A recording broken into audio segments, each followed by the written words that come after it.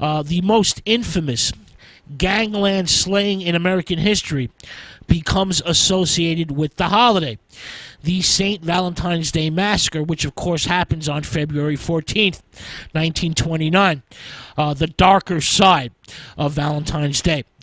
This happens inside an unheated brick garage on Chicago's north side at 2122 North Clark Street, the SMC Carthage Company garage. Now, 7 men are lined up against the wall and filled with lead, 90 bullets from a variety of Tommy guns, shotguns, and revolvers. In one ruthless stroke, Al Capone attempts to eliminate the last of his rivals and become the undisputed king of the Chicago underworld. Capone was out to get George Bugs Moran. Moran is the leader of his own gang. This gang was an amalgamation of his own racketeers and leftovers from the Dan O'Banion bootleggers.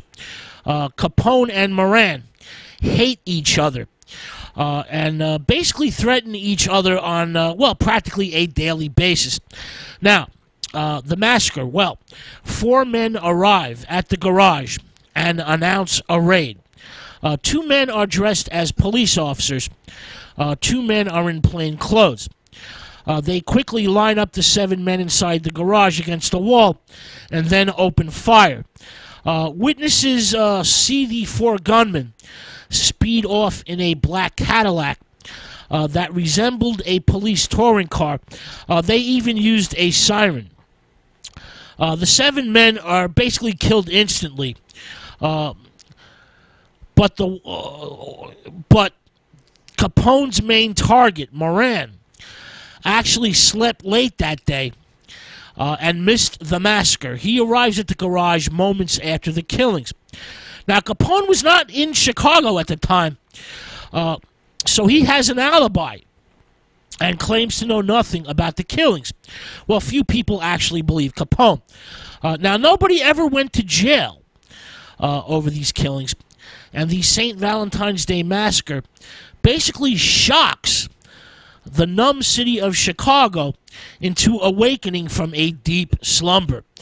1929 was the worst year ever for gangland murders in Chicago. I believe there's 64 killings.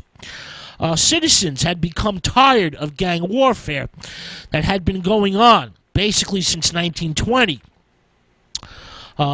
Violence had ruled the streets of the Windy City. Since Prohibition, the 18th Amendment becomes the law of the land in 1920. The St. Valentine's Day Massacre marks the beginning of the end for Al Capone's highly effective organization and his massive income.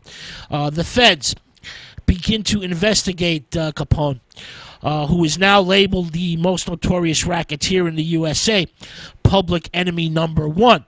And by 1931, Capone is convicted of evasion of federal income taxes in an internationally publicized trial. The trial was in, well, every newspaper, on radio, and in the newsreels. Capone gets 11 years in federal prison, first in Atlanta, then in Alcatraz. By the time he is released in 1939, Al Capone is a shadow of his former self. His mind has been ravaged by syphilis, and he dies a mumbling, idiotic invalid in his home in Florida in 1947. The deadly massacre will always be linked in the minds of Americans to the St. Valentine's Day holiday celebration. Now, in our modern computer age,